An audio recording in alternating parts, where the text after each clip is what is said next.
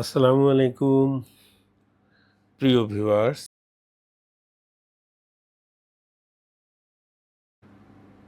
আজ আমরা মক্কা জিয়ারায় সফর করব। জাবলে নূর, বীরে শেফা, বীরে রুহা ও বদরের ময়দান,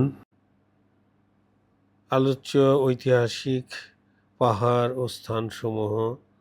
এই তিন চারটি স্থান সৌদি আরবের পবিত্র মক্কা মুকাররমা ও তার আশেপাশেই অবস্থিত।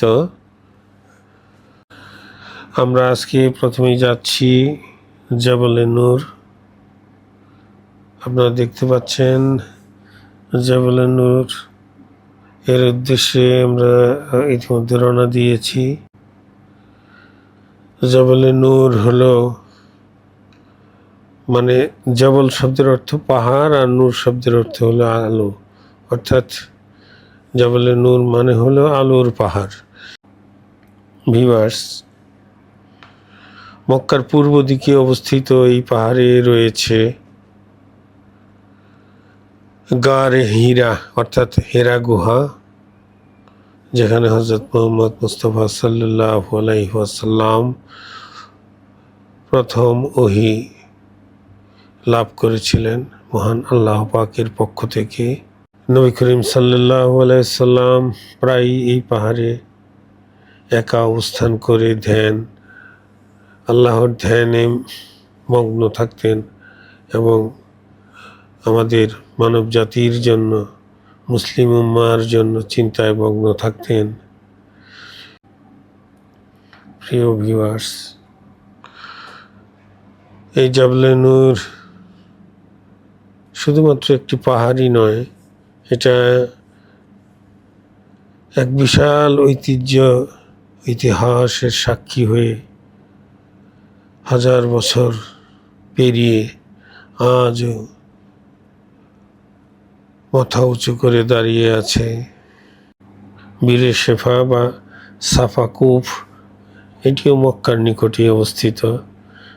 সাফা শব্দটি পরিষ্কার পরিচ্ছন্নতা ও পবিত্রতার প্রতীক। কথিত রয়েছে মক্কার প্রান্তরে তৃষ্ণার্ত অবস্থায় যখন ইসমাইল আলাইহিস সালাম শিশু ইসমাইল যখন কান্না করছিলেন, বিবি হাজেরা সাফা ও মারওয়া পর্বতের মাঝে দৌড়াতে শুরু করেন, অর্থাৎ তিনি পুত্রের কষ্টে দিশেহারা হয়ে একটু পানির খোঁজে ছুটাছুটি শুরু করেন। এর ফলেই জমজমের কূপ, তার পায়ের আঘাতে জমজমের কূপ সৃষ্টি হয়। ভিউয়ার্স, আমরা বীরে রুহা দেখতে যাব এবার ইনশাল্লাহ। মক্কা নগরী থেকে অনেক দূরে, এটি মদিনার কাছাকাছি। বীর শব্দের অর্থ কূপ আর বা পানির উৎস আর কি।